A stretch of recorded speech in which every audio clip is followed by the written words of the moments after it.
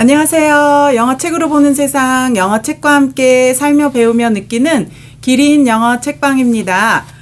지난 영상에서는 우리들의 감정이, 우리 아이들의 감정이 어떻게 영어 학습에 있어서 영향을 주는지에 대해서 얘기를 나눠봤는데요. 오늘은 우리가 다 다른 우리의 성격, 또는 우리 아이들의 성격이 영어 학습을 하는 데 있어서, 구체적으로는 영어 책을 읽는 데 있어서 어떠한 영향을 미치는지에 대해서 한번 얘기를 나눠볼게요. 여기 서점에 있으면 어머님들이 오셔서 여러 가지 얘기를 하시는데요. 이런 얘기 많이 하세요. 우리 아이는 영어 책 읽는 건 좋아하는데 좀 영어로 말 좀 했으면 좋겠는데 도통 말을 안 해요. 또는 우리 애는 영어 책 읽는 거는 좋아하는데 좀 써봤으면 좋겠는데 쓰는 건 정말 싫어해요. 또는 우리 애는 뭐 말하는 거는 좋아하는데 가만히 들어보면 그 알맹이가 없고 별로 논리적으로 얘기하진 않더라고요. 예. 또는 뭐 우리 애는 듣기는 좋아하는데 책을 읽으려고는 하지 않아요. 또는 내가 읽어주는 거는 계속 듣고 좋아하는데 본인이 스스로 읽는 거는 굉장히 싫어해요. 이렇게 아주 다양한 그 아이들에 대한 얘기를 많이 해주세요. 우리가 얼굴이 다 다르듯이요. 우리 인간은 배우는 과정에서도 이렇게 다 다른 양상을 보인다고 해요. 그래서 메이어 브리그의 4가지 성격 유형을 가지고요. 영어 책을 가지고 영어를 공부하려고 할 때 우리들의 각자 다른 성격들이 어떻게 영향을 미치는지 한번 구체적으로 얘기를 나눠볼게요. 이 4가지 성격은 메이어 브리그의 4가지 성격 유형을 가지고 분류를 한 건데요. 이제 첫 번째 성격은 외향적 성격과 내향적 성격이에요. 상당히 극명하게 나눠지는 성격이죠. 외향적 성격의 사람은 여러 사람하고 어울리는 걸 좋아하고 또 그 사람들하고 이렇게 말하는 걸 많이 좋아하잖아요. 그래서 영어 책을 읽어서 영어를 이렇게 향상시킨다는 개념으로 봤을 때도 영어 책을 읽을 때 좀 read aloud, 큰 소리로 많이 읽게 해준다든지 또는 앞에서 영어 책을 큰 소리로 읽게 하는 기회를 많이 준다든지 또는 레벨이 좀 높아지면은 그 읽은 책에 대해서 한번 썸머리 또는 리텔링 해보는 그러한 활동들을 많이 한다면 이런 외향적 성격의 학생들한테는 참 잘 맞더라고요. 그리고 어느 정도 혼자 책을 읽었으면 뭐 그룹을 져서 북클럽을 한다든지 또는 뭐 어떠한 형태로든지 좀 어울려서 하는 그러한 기회를 많이 주는 게 좋은 것 같아요. 하지만 단점은 외향적 성격의 학생들의 그 단점은 보니까 이런 여러 사람과 어울리는 이런 관계성에 있어서 문제가 생기면 또한 외국어를 공부하는 데 있어서도 그 영향을 그대로 받더라고요. 그래서 그런 점들을, 그러니까 여러 사람과의 관계성에 있어서 문제가 생기지 않도록 잘 관찰하는 게 중요하다는 생각이 들었어요. 반면에 내향적 성격의 학생은 혼자 이렇게 하는 거를 이제 좋아하잖아요. 그래서 이제 영어 책을 읽을 때도 어머님들이나 선생님들은 막 어떻게 해서든지 좀 앞에서 해봤으면 좋겠고 좀 말도 좀 영어 책이나 뭐 이런 걸 읽었으면 좀 썸머리도 좀 시원스럽게 해봤으면 좋겠고 어떻게 스피킹으로 좀 해봤으면 좋겠고 이렇겠지만 저도 오랜 경험을 통해서 내향적인 학생들은 어거지로 그렇게 자꾸 자리를 마련해주면 엄청난 스트레스를 받더라고요. 이런 본인이 어떤 아웃풋을 남한테 보여줘야 된다는 것에 대한 다른 사람들보다 그 느끼는 리스크 테이킹, 그 부담감, 그 위험한 어떤 부담감이 굉장히 크게 다가오는 성격이고요. 또한 말을 하기 전에 또한 굉장히 머릿속으로 많이 생각하는 그런 성격이에요. 그래서 이런 친구들은 어거지로 장을 마련해 주기보다는 아웃풋을 끌어내 준다고 한다면 본인이 읽은 책을 이렇게 짧게라도 이렇게 써보게 하는 거, 자꾸 그 아웃풋을 다른 사람과를 통한 그런 스피킹을 통해서라기보다는 이렇게 자기의 내면을 만족시키는 그런 방향 쪽으로 가주게 해서 좀 라이팅으로 아웃풋도 많이 끌어내주면은 상당히 많은 영어가 향상되더라고요. 그래서 본인이 자기가 쓴 어떠한 북리포트라든지 또는 썸머리라든지 이런 거를 통해서 본인이 만족감을 느끼도록 그렇게 해주는 게 이 성격에는 잘 맞는 공부 방법인 것 같아요. 두 번째 성격 유형은요. 감각적 성격과 직관적 성격, 이 두 가지 이제 타입인데요. 감각적 성격의 학습자들은 뭐든지 이렇게 오감을 통해서 배우는 거를 좋아하는 그러한 아이들이에요. 내 손으로 직접 만져서 한다든지, 내가 직접 냄새를 맡아서 한다든지, 내가 직접 봐가면서 그걸 느낀다든지, 이렇게 우리가 가지고 있는 감각을 통해서 배우는 게 효과적이고 또한 좋아하는 학생들이기 때문에 영어 책으로 할 때에도 그러한 이들의 감각을 일깨워서 어떤 활동을 해주면 상당히 효과적이더라고요. 그러한 방법 중에 하나로 TPR이라는 방법이 있는데요. Total Physical Response라는 방법이에요. 영어 책을 읽을 때에도 이렇게 낮은 레벨부터라도 키워드에서 뭐 박수를 치게 한다든지 발을 구르게 한다든지 또는 뭐 책상을 치게 한다든지 이렇게 어떠한 소리의 감각이라든지 자기의 그 손을 사용하는 몸을 사용하는 이러한 감각을 덧붙여서 어떤 책 읽기를 한다면 상당히 재밌어하고 흥미를 이렇게 보이더라고요. 또는 뭐 책에 뭐 스멜 하는 단어가 나오면 이렇게 손으로 스멜 하면서 냄새를 맡게 하는 어떤 제스처를 하게 한다든지 이렇게 오감을 통해서 어떠한 책의 내용을 공감하게 하는 거를 TPR이라는 액티비티인데요. 이런 액티비티가 이 감각적 어떤 성격을 가진 학습자에게는 상당히 효과적이었어요. 이러한 친구들을 잘못 이해를 해서 막 정확한 순서를 요구하는 막 문장의 센텐스 구조를 막 하게 한다든지 또는 문법을 몸은 가만히 있고 오감은 가만히 잠재워 놓고 막 문법만 계속 하게 한다든지 이 저학년 때부터 또는 어렸을 때부터 한다면은 상당히 이 아이들의 가지고 있는 성격과는 맞지 않는 방법으로 하기 때문에 이제 문제가 발생을 하겠죠. 이러한 감각적 성격의 학생도 있지만 또한 감각을 그렇게 많이 사용하지 않아도 상당히 그냥 직감으로 이렇게 빨리빨리 해결하는 학생들도 있어요. 이러한 성격을 이제 직관적 성격이 강한 학생이라고 이렇게 이제 얘기를 하는데요. 이런 직관적 성격이 강한 학생들은 그냥 직감으로 빨리빨리 그냥 학습을 하는 거예요.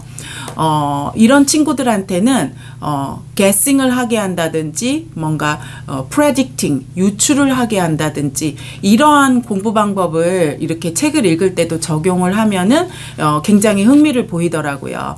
What's this story about? 이거는 무슨 스토리일까 하면서 책을 보면은 이렇게 그림을 보면서 먼저 이렇게 흥미를 이끌어주고 그러면 이 친구들은 직감으로 이 책에 대한 흥미도를 유발하고 그런데 단점은 이 친구들은 조금 정확하진 않아요. 정확한 부분으로 들어가면은 흥미가 금방 떨어지고 그 다음에 허점이 많이 나올 수도 있고요. 그래서 이런 친구들이 좋아하는 게요. 책을 읽고 간단한 퀴즈를 푸는 거예요.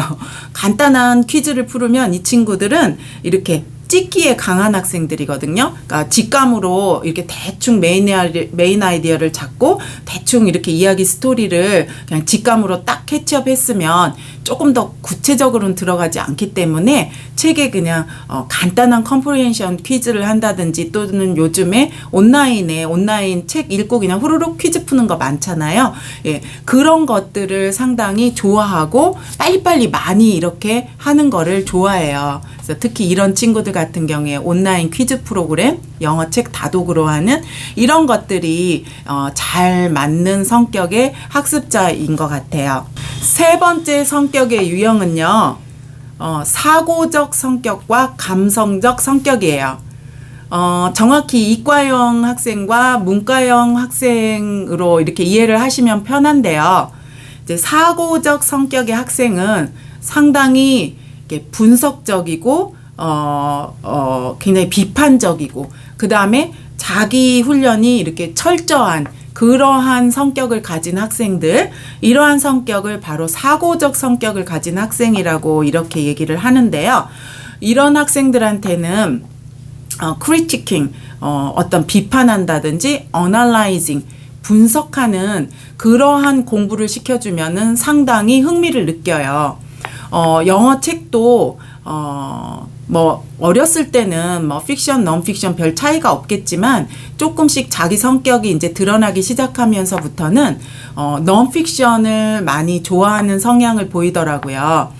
그래서 non-픽션 부분에 책을 가지고 어떤 정확한 팩트에 근거를 해서 어떤 분석을 한다든지 그래픽 오거나이저를 사용을 해서 자기가 읽은 것에 대해서 정확하게 정리를 이렇게 하면서 어떤 자기의 그런 어떤 자존감을 높여주는 그러한 어떤 깔끔한 정리의 성과를 이렇게 딱 뭐 이렇게 표현을 한다든지 결과물을 받는다든지 하는 거를 좋아하는 성격이기 때문에 영어 책을 읽고 나서도 그냥 대충 끝나는 게 아니라 이 영어 책을 가지고 어떠한 그 그래픽 오거나이저로 정리를 하고 그 다음에 어떤 거기에서도 어널라이징 이렇게 책 내용을 분석하는 그러한 훈련들을 여러 번 하고 또 끝에는 자기의 사고적 성격의 학생이기 때문에 자기의 띵킹 스킬을 가지고 책 내용에 대해서 약간 이의를 제기한다든지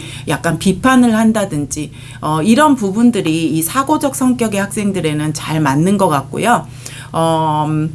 영어 책의 어떤 낮은 부분이나 그림책도 아이가 만약에 약간 사고적 성격을 하는 그런 성격의 양상을 보인다면 그림책에서도 제일 끝에 가서 좀 끝에 결론에 대해서 좀 이의를 제기하는 그러한 간단한 질문을 던지면서 좀 그 스토리의 끝을 바꿔보면 어떻겠는지, 그럼 바꾼다면은 어떻게 바꾸면 좋겠는지, 어떤 이런 미세한 그러한 활동들을 한다든지, 엄마표 영어 같은 경우에는 아이를 자꾸 그런 쪽으로 질문을 해본다든지, 이렇게 해보는 게 효과적인 방법이고요. 반대적인 성격인 감성적,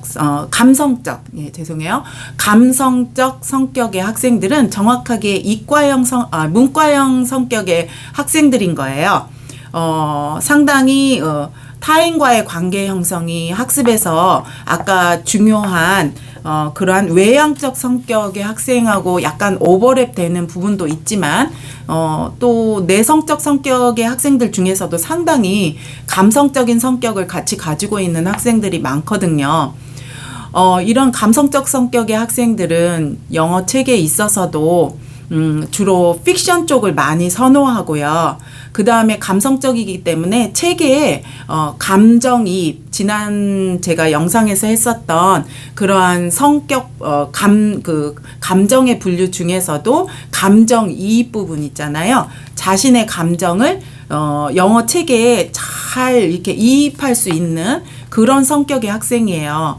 어렸을 때 영어 그림책, 동화책을 읽어주면 그 책 내용이 막 슬프면 뭐 울기도 하고 그 책 내용이 너무나 재밌으면 크게 깔깔거리면서 막 웃으면서 어떤 자신의 감정을 충분히 그 동화책이라든지 또는 레벨이 좀 높아져서 챕터북이라든지 소설에 갔을 때 그런 것들을 충분히 즐길 수 있는 그런 성격의 학생이죠.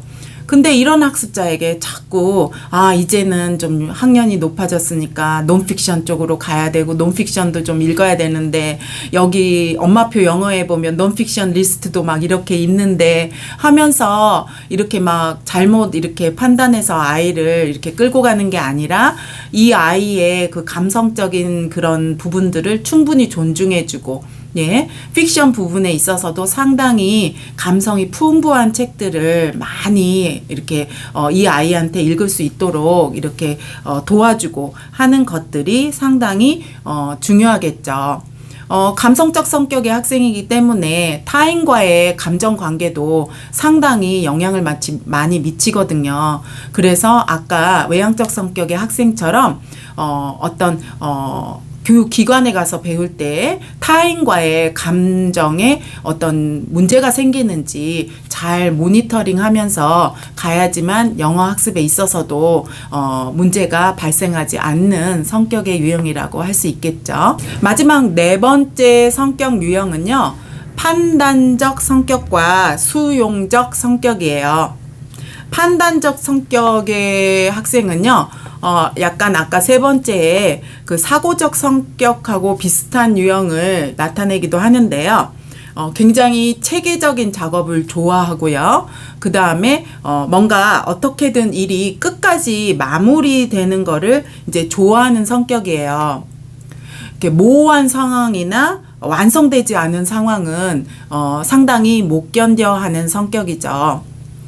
그래서 영어 책을 할 때도 이런 친구들은 딱 그 책에 리스트가 있으면 좋아요.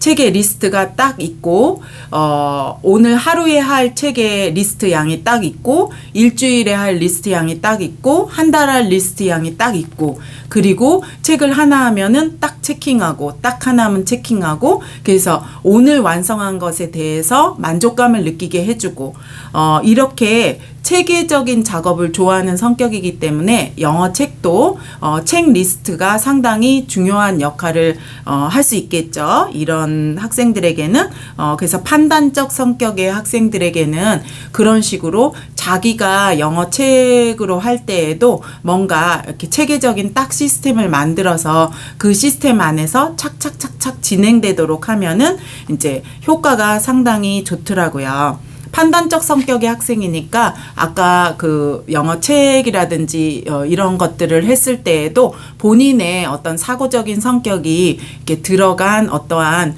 북 리포트를 쓰게 한다든지 역시 그래픽 오거나이저를 그리게 한다든지 하는 것도 상당히 효과를 발휘할 수 있는 액티비티인 것 같아요. 판단적 성격에 반대되는 성격의 학습자로서 수용적 성격의 학생들이 있어요. 이런 학생들은 좋은 게 좋은 거고 모든 게 다 좋은 거예요. 한마디로 말해서. 그러니까 모든 상황에 좋게 얘기하면은 상당히 유연하고요. 언제든지 뭐든지 수용할 수 있는 그러한 받아들일 준비가 돼 있는 학생이에요. 하지만 너무나 체계적이거나 이렇게 틀에 짜여진 거. 그래서 항상 같은 것만 항상 이 학생의 어떤 초이스가 없이 진행해야 된다면 상당히 숨이 막혀하는 그러한 이제 약간 아티스틱한 성향이 있는 거죠. 예술적인 성향이 있고 어떤 자기가 크리에이티브하게 뭔가를 계속 이렇게 하면은 좀 신이 나는 성격인 학생들인 거예요.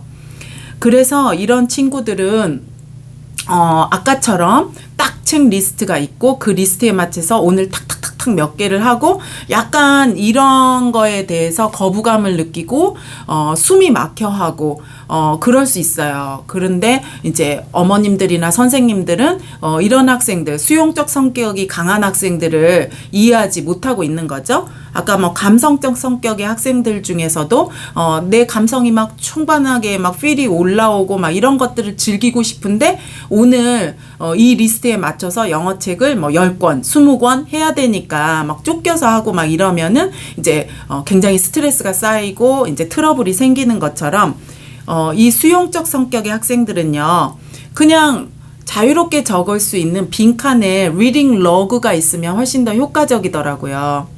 그래서 그냥 빈칸이 있는 리딩 로그에 내가 오늘 재밌게 선택한 책을 내가 읽고 내가 그 책 제목을 적고 그 정도를 이렇게 하면서 책에 그리고 책의 양도 오늘 뭐 꼭 5개 하고 오늘 꼭 10개 하고 이렇게 아니라 오늘 한 5개에서 10개 정도 이렇게 하는 거, 오늘 또는 1개에서 5개를 하는 거, 요런 식으로 어떤 큰 가이드는 주어주지만 너무 구체적으로 숨막히게 이렇게 해주지는 않는 거.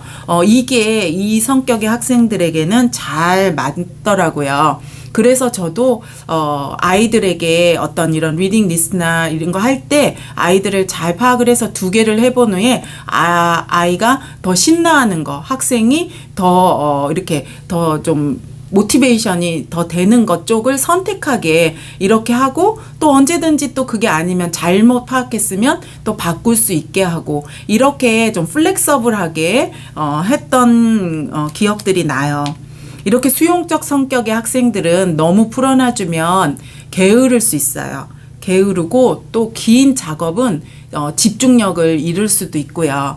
그래서 어느 정도 큰 가이드는 가지고 있지만 그 안에서는 조금 숨이 막히지 않게 이렇게 영어책을 할 때도 이렇게 아주 작은 디테일한 어떠한 그런 스트래티지, 어떤 전략이지만 그 아이에게 맞는 전략을 찾아 나가는 게 굉장히 중요한 것 같아요. 이렇게 영어를 공부할 때에도 그 중에서도 제가 이제 연관을 지은 것은 영어 책으로, 여기는 이제 저는 영어 책으로 아이들이 영어를 습득할 수 있도록 도와주는 영어 책방이니까요. 영어 책으로 이렇게 할 때도 참 아이들의 성격에 따라서 우리가 조금씩 다르게 전략을 세워서, 또한 그 전략도 언제든지 플렉서블하게 이렇게 바꿔나갈 수 있는 그러한 어떤 오픈마인드를 가지고 학습자를 대했을 때 그 영어 교육 방법은 지속을 하게 되고, 또 우리가 이 10년의 마라톤에 있어서 학습자가 행복하게 영어 학습을 할 수 있도록 잘 옆에서 헬퍼 역할을 해줄 수 있는 것 같아요. 엄마표 영어든 교육기관이든 너무 어른이 리더가 돼서 이렇게, 제가 제일 안 좋다고 생각하는 방법은 이렇게 질질질질 끌고 가듯이 강압적으로 엄마표 영어든 교육기관이든 이미 답은 정해져 있고 그 답을 향해서 가는 길은 딱 하나고, 그 하나에 아이들을 이렇게 몰아붙여 간다거나 아이들이 거기에서 이렇게 예측하지 못한 행동이나 아니면 어떤 표현이나 어떤 반응을 보였을 때 그 반응은 잘못됐다고 판단하고 약간 무시하면서 어떤 정해진 길을 이렇게 가도록 만드는 게 어떻게 보면 제일 이렇게 서글픈 그러한 방법인 것 같아요.